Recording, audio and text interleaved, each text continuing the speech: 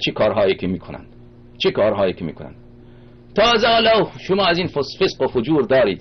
خب اگر ما که به شما کاری هم نداشتیم، پس چرا کارشکنی میکنید؟ فسق فجر بی دین ها، چرا کارشکنی میکنید؟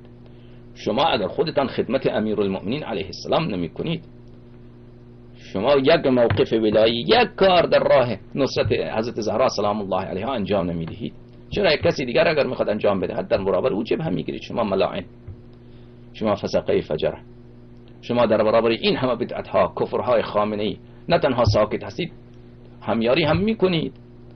میدانید که امروز مردم ایران از دین برگشته، علتش کیست؟ علتش خامنه ای و خمینیه و علتش سکوت علمای شیعه است. خود خامنه ای در سخنرانی‌های خود مکرر متذکر می شود که اگر این نظام سقوط بکند بزرگترین لطمه را روحانیت میخورد. کاملا این درسته، کاملا این درسته، چون روحانیت آمده گدای در خامنه ای شده.